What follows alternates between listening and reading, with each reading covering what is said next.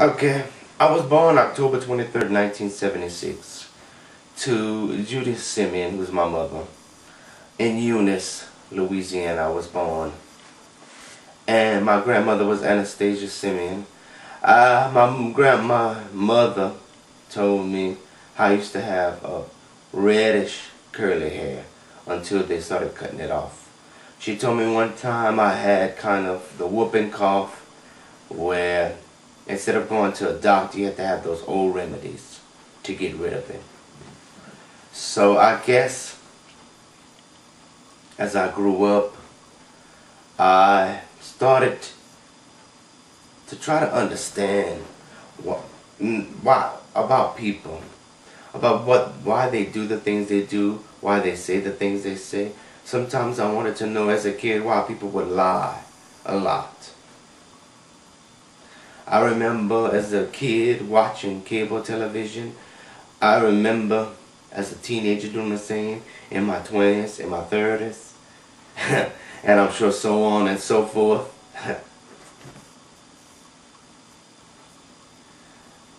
And I realized that this is who I am. I am this young man. I mean, I am proud of the things that I've done, I've accomplished in this world. A lot of people haven't accomplished the things I have.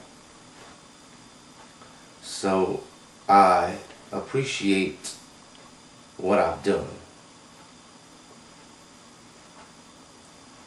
I guess in this world, if you don't appreciate the things you've done, then you'll never appreciate any and everything. I guess that's why sometimes I look at my situation, even though these experiences I have, and I ask myself, why, I maybe ask myself, Jesus, why is happening to me? I guess I try to test him, see if he's going to come to my rescue at the time I really need him. And I guess when I don't see that happening, then it frustrates me and it makes me feel like he doesn't care. Then I guess when I look at my own situation, I think about, do I really care about him? What should I do? A sort of attitude. I mean, I care a little bit. It's like I got feelings, or my emotions are starting to kind of pour out a little bit, but I'm still reserved. I kind of have this brick wall in front of me, and I don't let too many people know how I really feel. But since I've been doing these documentaries, I'm now have expressed myself. I'm telling people about the things I went through, I'm going through, and hopefully it's going to help or change someone in this world. And I hope it helped change someone's life while you're watching this. So, back to the story of a teenager. It wasn't all bad. I remember going camping. I remember traveling around the United States. I remember going to all these different places, meeting these different people. I finally found out that people up north don't use a lot of seasoning like people down south. So, I mean, even if you go to the West Coast, you'll feel that climate change. It's a dry heat on the west side, and it's especially on the south side, or should I say around the southern states, it's a humidity type of heat, or moisture type of heat. And we had cookouts. I mean, we did different things. As a teenager, I did with my mother and brother. And I guess as time went on, it's just, I remember later on trying to open up a lot to people, but it's hard to open up sometimes when people already label you a stereotype. You're labeled weird, crazy. I mean, it's like in this strange and weird fact files, I'm labeled all the different things that I've done. And it's like people look at you and they give you a label. And that's all they see is that label. They don't see anything else. They don't see past that label. And that's something I'm trying to hopefully get people to understand. I mean, when people look at me, like I said, they think I have it going on. They think I'm smart. I read a lot. I do a lot of research. People, I guess, tend to look at me and say, well, he has it going on. But a lot of people don't know the crying I've done, all the, I guess, hurt, all the explicit language. It's like they look at me and then they say, well, he's crazy, or he's smart, or he's whatever label they can pin on me. Or if they talk about my racial background, oh, well, he looks white, or he's Hispanic, or he's Latino, or he's black, or he's mulatto, he's mixed. I've got all those different stereotypes, all those different labels that they label me. They classify me in a certain classification, and that's exactly who I am. And people in this world don't see me past that classification. And I guess I do the same thing, because I'm guilty myself of judging and not getting to know that person, who they are, what they're about. I guess in life, people in the world, they come into your life, and I believe that they come to help you or to change your circumstances. Sometimes financially, physically, emotionally, it could be spiritually, and they usually come and they change you. Or should I say, instead of change you, they change your perspective sometimes in life. And I think a lot of people do that in this world. Boo Boo, which was this green stuffed bear, Pumpkin was that rabbit's name. And he was a little blue rabbit dressed in some overalls. Then I had Tutu, which was my big brown bear, which I remember at one point we were pretending to fuss with one another, going back and forth with each other. And then Dog was that little small brown stuffed animal dog that I had.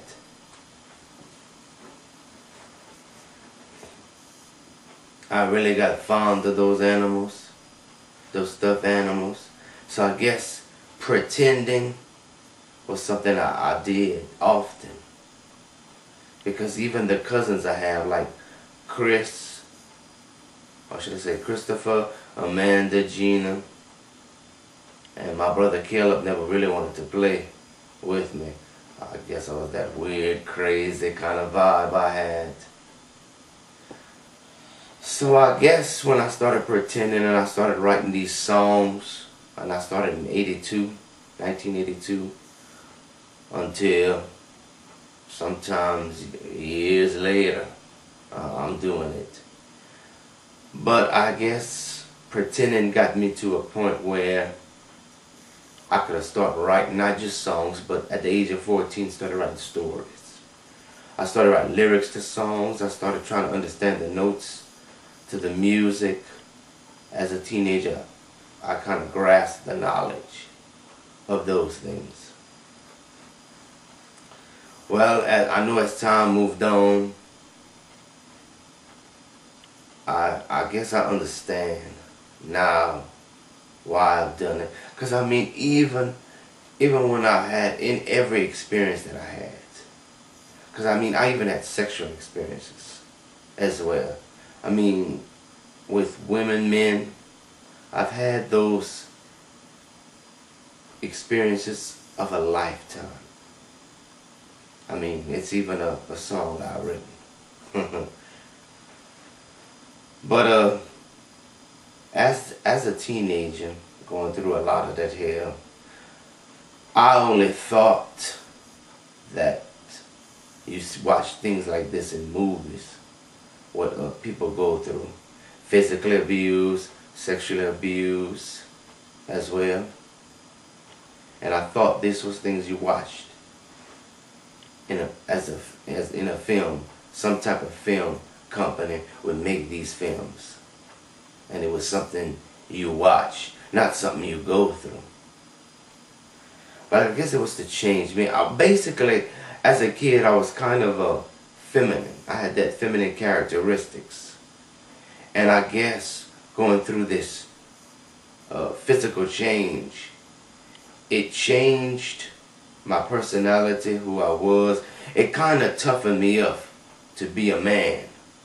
Because as a kid, I remember saying, "Oh, child, I can't believe," you know how women would say things like that?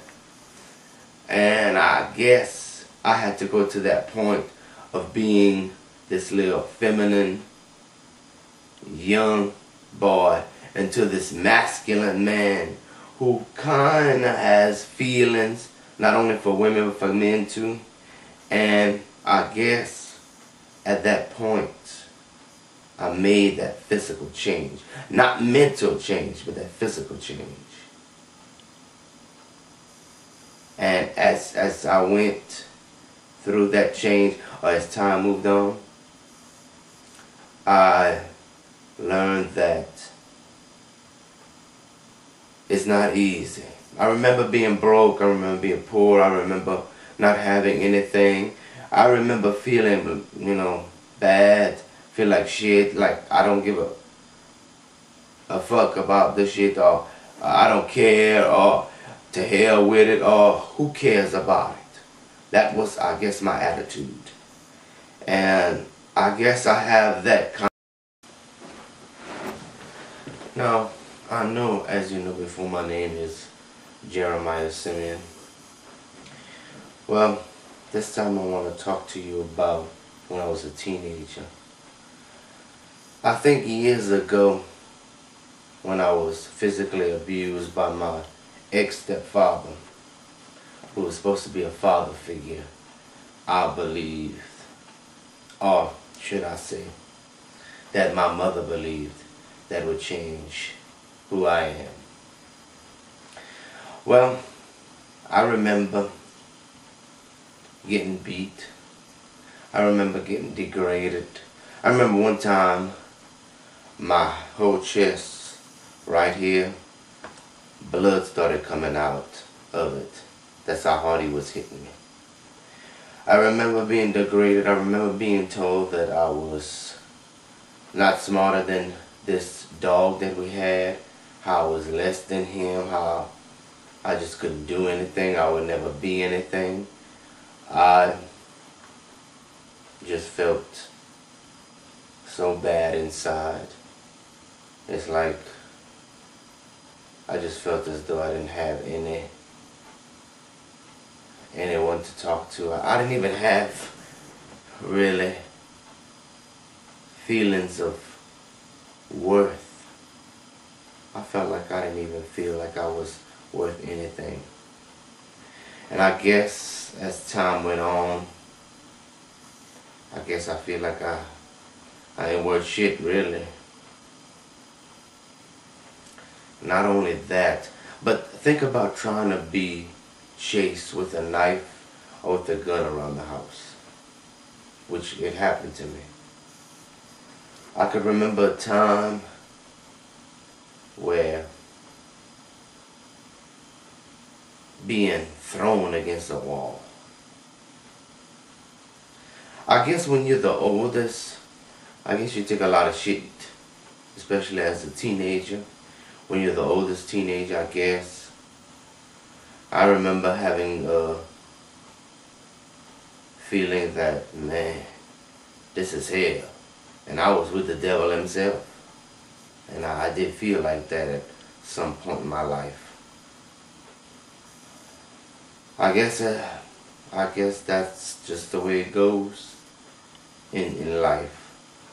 What I'm thinking is, when I was a kid, I didn't really have any friends. I was always a loner. I guess still today.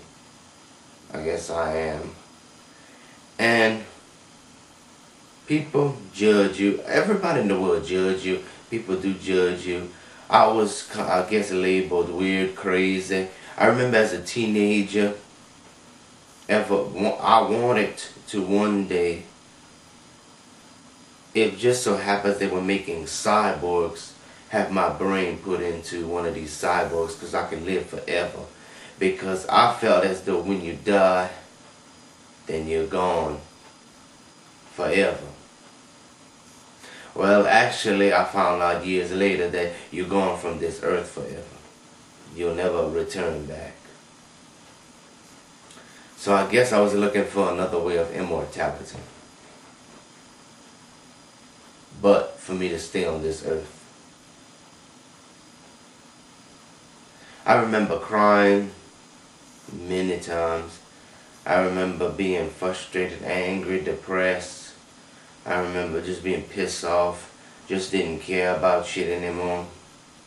That's just that point in my life I just didn't. I remember, like I said, being labeled weird or crazy. I remember pretending a lot. I remember having these stuffed animals. I remember having, and I think I remember the name. Pumpkin was this rabbit, stuffed rabbit I won for selling so many things. So many candies, I think. Something like that. It's been years ago. And then I had to. I mean, I know when you have to pray a lot. I know you have to believe, fast, do those things. But when I was doing that, my dream hasn't come true when I was doing those things. And I kind of wondered to myself, why? Maybe I didn't have enough faith. I don't know. I remember going hungry one time. I remember my family not coming to see me, not coming to ask about me, what I've done. I remember. Or if it was to come see me, they needed money, or a place to stay, or whatever, or something to eat. Sometimes I feel I'm being used, not only at the different jobs I have, but my family life as well. I feel like people use me, and they don't really understand who I really am. And I guess that makes me frustrated. It gets to a point in my life where I cannot trust anyone. Trust is something you earn, and I believe that. I guess as the life move on, I guess I'll start to understand more. I mean, I went to college. I have some college education. I went there. I didn't really want to go. It wasn't something I wanted to do, but I did it. And I felt as though when I was going through all these different situations, sometimes you feel bad. Sometimes I look on the past and I see what I've done, and I say, well, I don't want to make that mistake. Try to do those things again. But I guess I realized that you'll always make mistakes. Sometimes I don't want things that I'm doing. I don't want the mistakes. I want to try to avoid the mistakes. But I learned in life you're going to make mistakes with any and everything, because that's all part of life. That's how life is. You're going to make mistakes no matter what, because you're a human being. You're imperfect. Unless you're a spiritual being, then you're perfect. But as a human being, you will always be imperfect.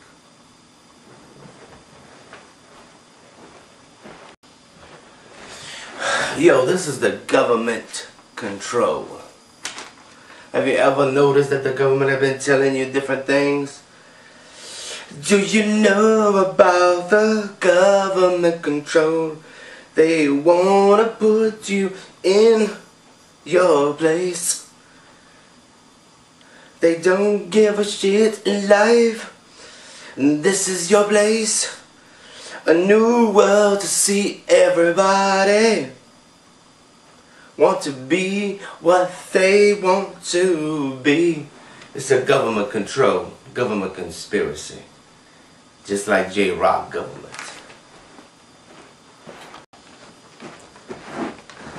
The Lord shall come. The Lord shall come. and you know it.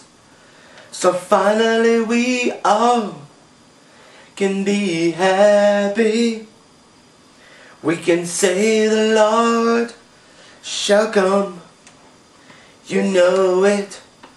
The Lord shall come. Come on and say it. The Lord shall come. I want to hear His voice come to me. I know He loves me.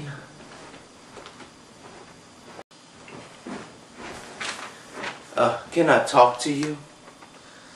And can I talk to you?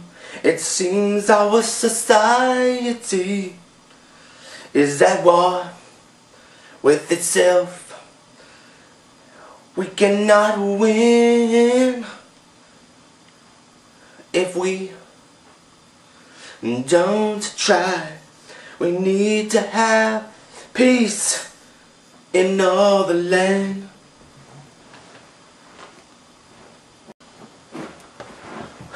The son of a king, a mighty man in God's sight, a man of wonder, sheer delight, a prince, a man, this is his night.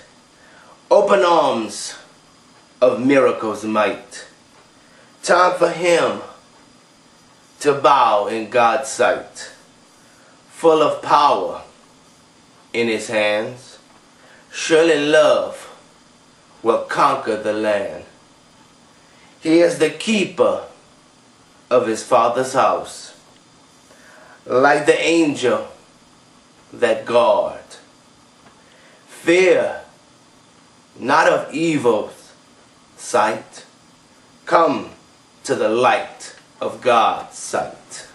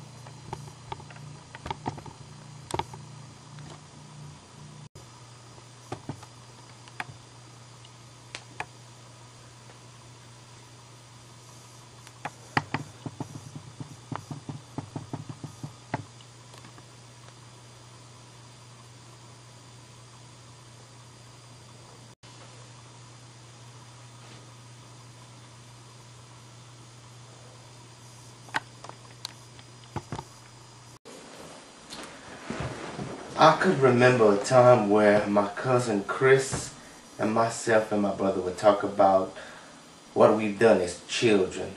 I remember even doing a short film with one of my brother's friends. It was called Vladimir, which is a story that I've written. And I remember doing that with my other cousins, Amanda and Gina, and my brother Caleb. And I remember using a 16mm to shoot the film. I remember starting a short film called House of Terror. It's a story I've written. Unfortunately, the film didn't come out, so apparently we never got a chance to watch it. But I've seen a lot of these old films on 16mm on a projector. We've seen a lot. For myself as a kid, I remember watching the video, coming back in time. And I remember it was myself, my brother, my cousin Chris, and a friend of ours named Brandon. And I remember my cousin Chris having this trumpet, and I wanted to play it. And I guess I was kind of a mean kid, as you would see the video. And I didn't want anybody grabbing the clothesline.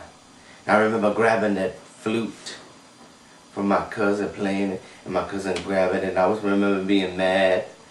I remember having different toys. I remember my brother and I, when we were kids, one day we cut grass and we had money. I remember he getting me some plastic animals. I remember also having some plastic G.I. Joes. I remember having a Submariner. It was Submariner was the name of that toy, but I remember it was this shark. It looked like a shark, and if you open it, inside it was a little transformer, and that was part of the Transformers. I remember my cousin Chris gave me the Galvatron, that transformer we had. I remember that. I remember listening to different music and enjoying it. I remember listening to Prince's music, what they call Prince Roger Nelson. I remember listening to Michael Jackson's music, Michael Joseph Jackson, and I remember Madonna Ciccone, her music, listening to those artists, enjoying that. But not only just that, I remember as a kid having a small radio. I remember this little reddish radio my mother gave to us. I remember not only that, but listening to music. I remember we bought some plastic swords at one time. I remember how my cousin kind of being, I guess, jealous because we didn't have it. So actually his father was jealous, so he bought those plastic swords for his son, a cousin of mine, Chris. I remember also buying different CDs. I remember my brother, my cousin, started listening to them. Sometimes when I was doing the things I was doing, I remember at some point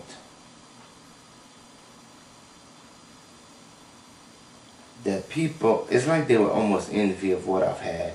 Today it's still the same thing. I feel people jealous of the things I have, things I'm doing, what I'm doing in my life, and I think people are angry, upset, jealous, envy, whatever you want to call it. And I think they are. I used to be a shy young man. I was shy, I remember. I remember taking French in high school and Spanish. I remember taking it in elementary school. I remember going to eat lunch at this cafeteria at Lawtell Elementary. Northwest High School was the high school I went to. I remember I hated school. I did. I hated school. I learned different things in school, but I hated going to school. I was kind of a good speller as a kid. As a teenager, I was a good speller. I remember my brother asking me to spell different things. Mathematics was something I really liked too, I remembered. And just, man, I would always hope for the summertime. And every summer, I would create different shows. I would pretend to create different shows, pretending to be on television, going to theaters, different things like that. I remember writing. I remember my cousin Caleb, Amanda, Gina, and my brother Caleb watching one of my films. I remember just pretending a lot. I guess that's why I'm creative right now, because I pretend a lot. doing a lot of different things.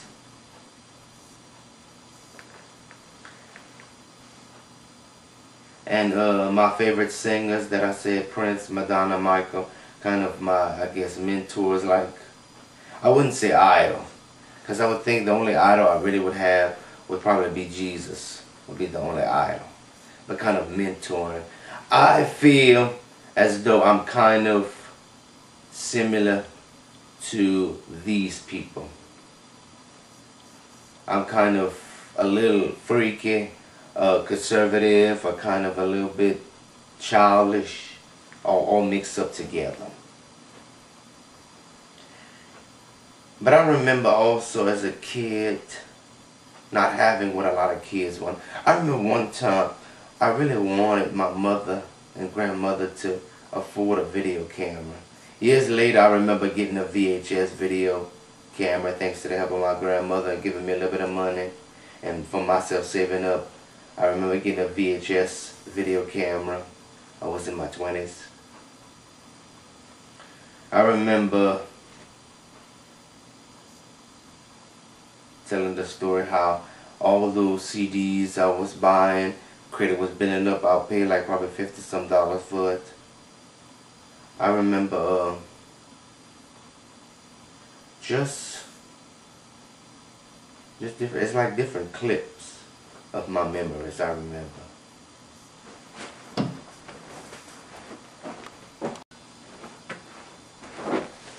I also remember kind of being forced to do a little bit of mechanic work. I remember my brother used to do it. He started as a kid, trying to fix lawnmowers and stuff. I even remember how my grandmother and mother was very proud of him doing those things. And it was just like when I would pretend and do these different things, they weren't proud. It was like they were telling me almost like give up on my dream. I remember my mother and my ex-stepfather was telling me to stop writing, give up on my dream, don't do this, you'll never amount to anything if you're doing this. And I remember doing that. I remember trying to do any and everything to get in the entertainment business because it's something I'm really interested in doing. I mean, like I said, I am in it now. It's years ago. All these different things from my past. And it was like money is the key. Sometimes when you don't have money or if you're not financially secure, it's kind of hard trying to believe sometimes I feel. Because it's hard when you're trying to do your best. You know, I feel like as though if you are pushing towards a goal, you're doing what you were supposed to do, you pushing as hard as you can, I feel that you should be able to get what you want. Because that's how I feel in life. Because why would all these people who don't do anything, or jack or shit or whatever, how these motherfuckers get everything they want? How do these people get what they want if they're not pushing and struggling and doing unless their family have money? Usually in most cases these people have money. And I don't understand why a lot of these people have money and they splurge their money. They don't even know what to do with money.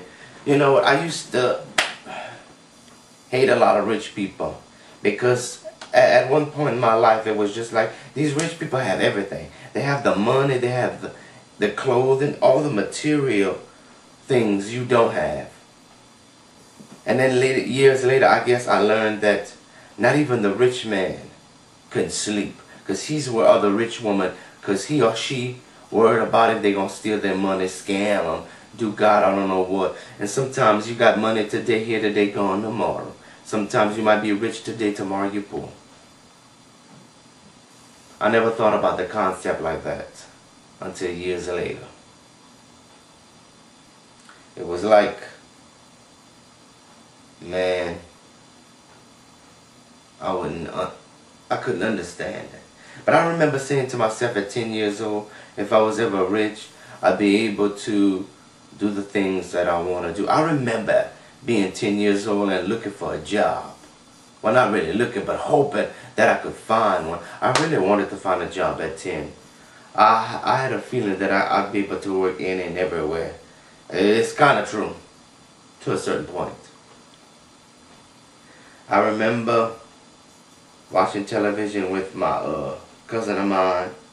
Rose Guillory, who I thought later like great aunt, not really great aunt, yeah, kind of like, and Horace Guillory, who's a cousin of mine, but I call him kind of like my great uncle. And I remember one time my brother had to go to the hospital, and my mother and my grandmother stayed, and I had to spend a night at Rose and Big's house. I didn't really like it sometimes. I remember one time I did spend a night there. My mother told us, well, we had a floppy disk computer, an old floppy disk computer, and I could play with it if I went spend a night, and I didn't really want to go. I went, but I remember coming back, and I remember not playing with that computer because we were kind of punished. I remember mother whipping me. I remember we had took some money out of my cousin's purse. I think it was each 50 cents she had was $1. I remember. She never kept much in her purse. I believe she spent majority of her money. She probably kept 4 quarters only. That was it. I remember doing those. I remember not only pretending but enjoying myself, doing the things that I want to do. I remember talking a lot of shit, a lot of smack. I remember as a kid experiencing different sexual, I guess sex. I remember my brother and I remember dressing up in this kind of, I guess a dress. Like I remember painting my fingernails white. I remember when I was going to school, how some of these kids would paint their these male kids would paint their fingernails with white fingernail polish. So said it was approved that they could do shit like that. I remember that. I remember experiencing sex with a cousin of mine, Chris. I remember with Brandon. I remember with Amanda. I remember with the girl next door. Her name was Rhonda. I remember that. I remember another cousin of mine from California. He's been gone, dead, passed away, whatever. We kind of fool around a little bit. I remember my ex-stepbrother, James Jr., I guess you can call him. Yeah, that was his name, James Jr. Sound like my ex-stepfather's name too, James. Oh man. We did a little fooling around. I remember also my brother and I we did a lot of pretend together. I remember when I was going to work, I remember having an old Oldsmobile Cutlass. I remember an old Chevrolet car I used to have, and the Oldsmobile was a car. I remember my great uncle used to let me borrow this little brown, kind of a little Chevrolet 4-door car. I remember starting to learn how to drive as a teenager, but I was nervous. My mother taught me, my ex-stepfather taught me, and my uncle taught me, which is Paul Simeon. And his new wife at the time was my ex. Not ex, really. I mean, I did have an ex-aunt that he had married named Judy, kind of similar to my mother's name. But Florence was his new wife. So she was my aunt. I remember driving one time and I was too slow. I was too slow for her. I remember driving to college. First time driving to college on my own. I remember a little Isuzu my grandmother left me before she died car. And man, I remember a lot of these vehicles giving me trouble. I remember going to work and it's like people piss you off. You working in a job. I don't know what it is. When I work at a job, I be pissed off. I don't know why. Just I guess I'm aggravated or agitated or whatever. I don't really understand why. But I knew I was. I can even remember enjoying these jobs. Sometimes I say I didn't like the job, I didn't care about the job, or that I didn't care that it was just a hole in the wall, or a hell place where, you know, man, this is a hell raiser type of place, something that you just don't care, don't like, don't want to be bothered with. I remember working a lot of jobs, being in physical pain, mental, emotional, and spiritual pain. I remember all that. I remember going to these different churches, I guess trying to find some spiritual peace, I guess, actually peace, and not really finding hardly anything. Or I started to feel something, and then months down the road, I didn't anymore. Sometimes you just don't understand a lot of different things, and I really don't. I kind of want to read a passage from the Bible. What it is, it's about homosexuality. And like I said, a lot of stuff that was written in the Bible some was misinterpreted. It was basically in Arabic, Greek, and these people had to translate it. So it says, Romans 1st chapter, verse 26.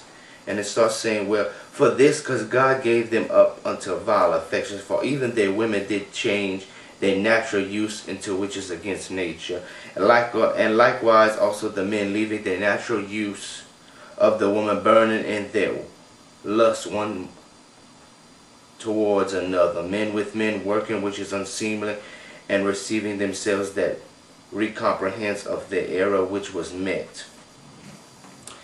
And that was verse 26 and 27. Let me go on a little bit. And even as they did not like to retain God in their knowledge, God gave them up to reprobate minds, to do these things which are not convenient.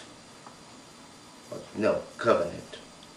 Being filled with unrighteousness, fornication, wickedness, covetousness, malice, maliciousness, full of envy, murder, debate, deceit, malignant whispers, backbiters, haters of God, despiteful, proud boasters, inventors of evil things, disobedient to their parents, without understanding, covenant breakers, without natural affection, implacable, unmerciful, who knowing the judgment of God, that they which commit such things are worthy of death, not only do the same, but have pleasures in them that do them. And when I started reading that certain section, especially those certain verses, you kind of get an understanding of, not just for homosexuality, you get an understanding of mankind. When they said deceit, covenant breakers and all that, today is like people today, this is what they are. Backbiters, they haters, they hate you and stuff like that. And I don't understand a lot of stuff that people do, but I kind of understand like a concept, or from someone's point of view, because sometimes you don't know what somebody going through unless you walk into their shoes, and you don't really know. Because I don't know everything about everybody, but I know everybody all feel the same. Everybody in the world I know is looking for love. Everybody's looking for it. You might be looking for it in the wrong way, but everybody's looking for love. No matter who you are, you're looking for love. Or you're looking for some attention, or you're looking for people to care about you. You're always looking for love. That's something that everybody in the world is looking for. I know that kids always tell different stories, or lie, or don't really tell the truth, if you want to call it. I did that many occasions too. I remember doing some things I shouldn't be doing. And like I said, there's a lot of stuff I probably forgot during the times. But I remember having even not just a stepbrother, but a stepsister.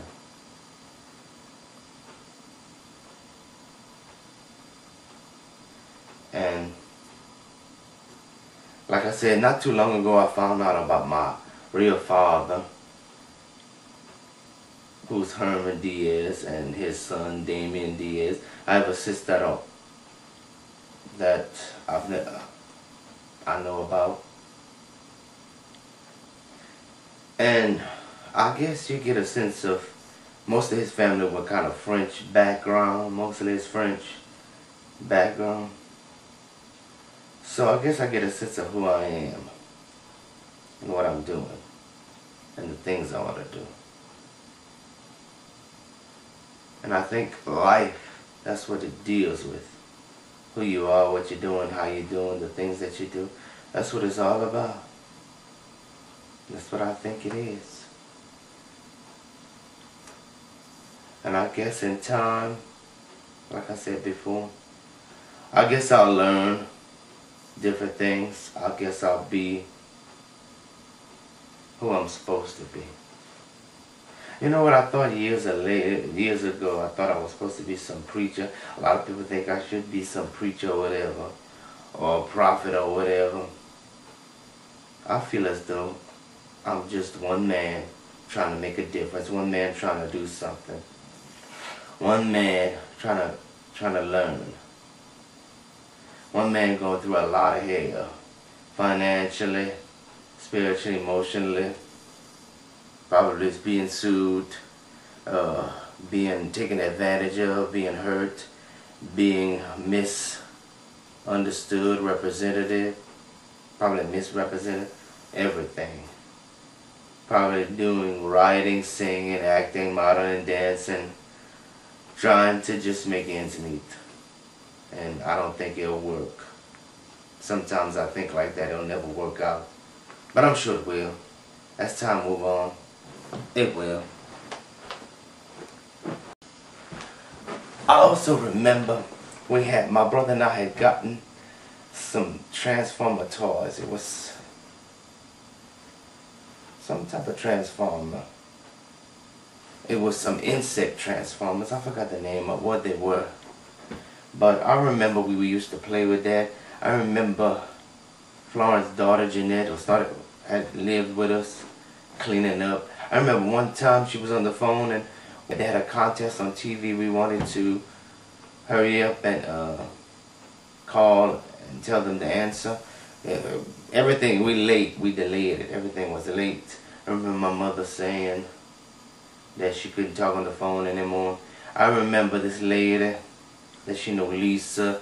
Well, her husband Dennis has been dead years ago. And they came stay at one time with us.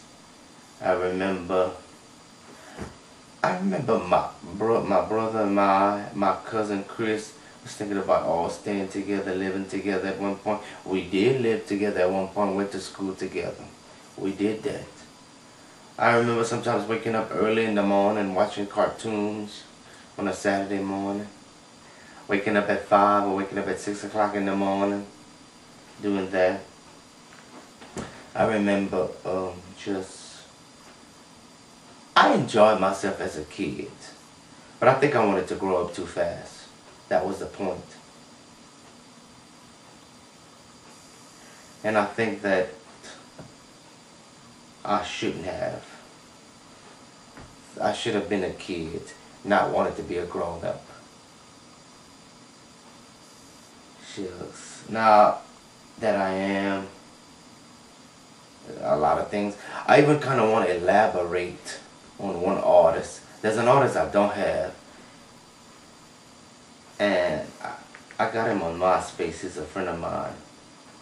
His name is Joseph. He's Dead Lee, they call him. Fascinating young man. Music is, well, he is too, but his music is fascinating. And I kind of like his material. And I guess now and then I might be thinking about that homeboy. He lives in LA, California. I wouldn't mind hooking up with him, especially in the entertainment business, doing something. I think I've tried any and everything what to do. I mean, I even had thoughts about fooling around with a young lady, but like we have knives or guns in our hands. I guess I'm kind of a sick, perverted freak or whatever. Guess that's why I'm weird. That's why I've got the strange and weird fact files of myself, those things. Sometimes, you know, I thought about maybe hurting someone, killing someone. It's like I have the power to just destroy a man. I also remember pulling down branches, trees, bare hands. I remember people being amazed at what I've done and doing. I don't understand that sometimes. I remember doing just different things, masturbating, jacking off. You think, doing things like that, just I guess trying to fulfill myself. Sometimes I'm not fulfilled. I try to fulfill myself doing those things. So it's difficult.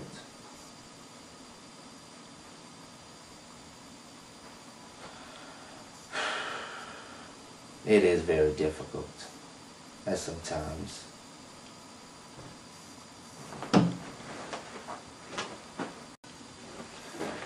I guess when it comes to a woman, what I'm interested in is probably brown skin, Hispanic, Latino women. Basically, a lot of minority women that I like. I remember people asking me. I remember going to high school and they would ask me about that.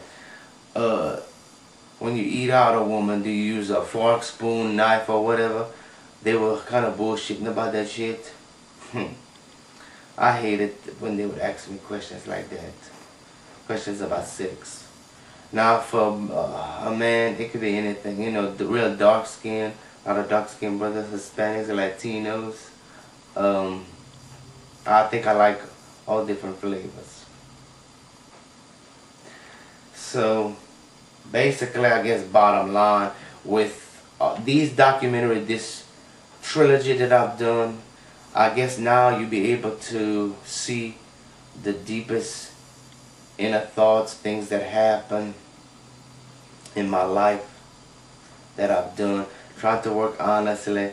I remember, I guess sometimes I feel as though if you do dirty things, you know, steal or whatever, or hurt people or whatever, that people get away with that shit and you never notice. And if I would do something like that, what would happen to me, the consequences. I even talk about people going to jail, the things that they've done. Now they go to jail, they're paying for it. If they would have did the right thing. What if I was on that path and I didn't do the right thing? I went to jail, I stole, I killed, I did everything that I could think of, and I didn't. I could have went down that path, but I chose not to. And it's not easy. It's hard. Try to do the right thing, but it's not impossible to do the right thing. And I think that the things that I've done, I enjoy doing it. Oh, I'm kind of looking for, like I said before, kind of a soulmate for a woman kind of my size. I'm looking for a woman that's my size or a guy that's my size. Buffed up guys, they can be buffed up or good, athletic, whatever. Cool. A woman can be athletic. I think a woman has a chance of doing whatever she want to do, especially just like a man has it. I think we all have the right to do what we want to do. According to the limit guidelines, when you have certain limits, certain guidelines, you can do it. Our ancestors probably did God knows what. People want to talk about how a lot of these Europeans had a lot of these African slaves or Indian slaves. A lot of people don't know in Europe they had a lot of white slaves too. A lot of people from Europe sent all their criminals here to the United States.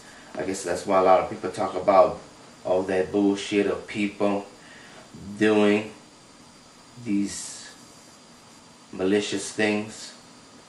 And I think as though, well, I guess the concept, everybody hates something about somebody because of just who they are, the way they dress, how their hair is, I guess. But eventually in life you got to learn to give it up, all that shit up. Learn that diversity is good. I'm glad that everybody's different in a way. It's a world I want to live in. I do not want to live in a world where everybody thinks the same, they dress the same, act the same. This is a boring world. This world where we all diverse, this is the perfect world where everybody can thrive in. And I believe that.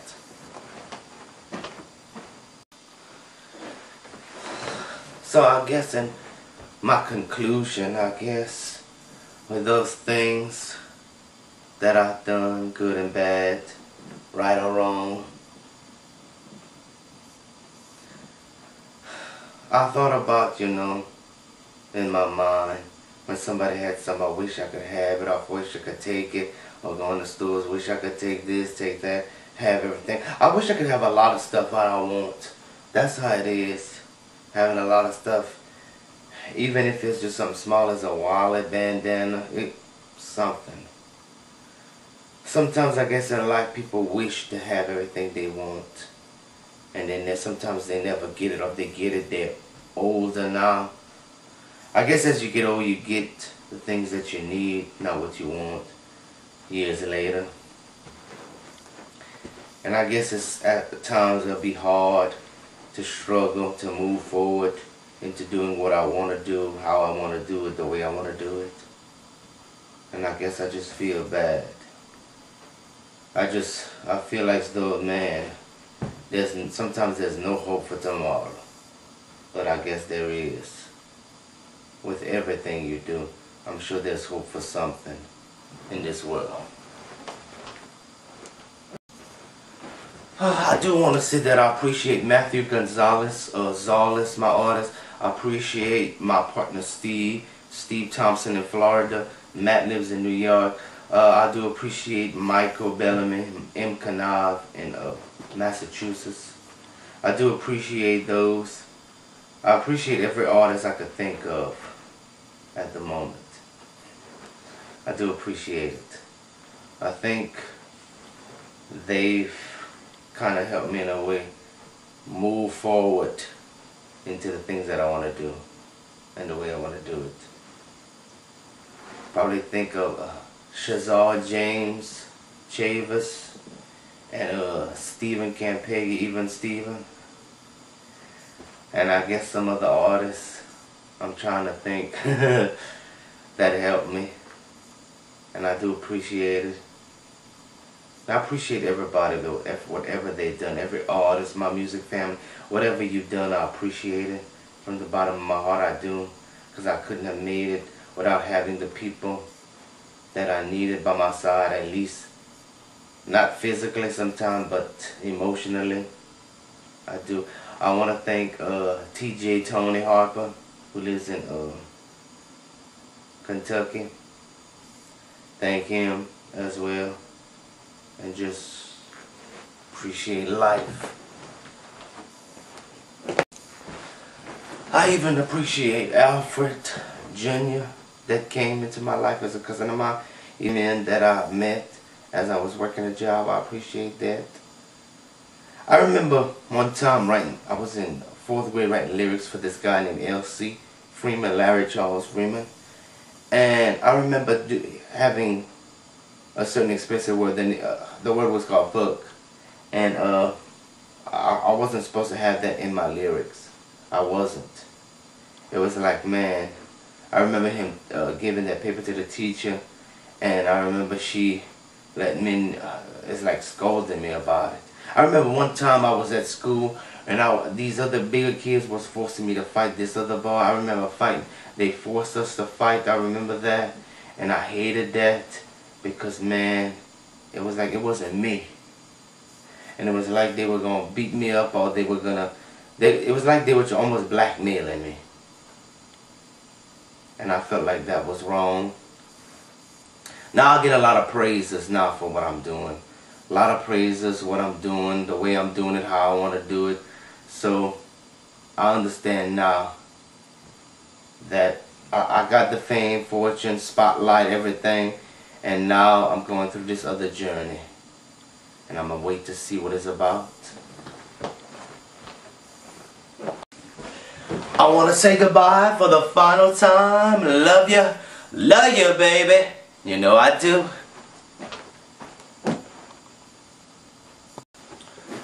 So to everyone, I want to tell you I love you, thank you, I appreciate you. You 1 in a million.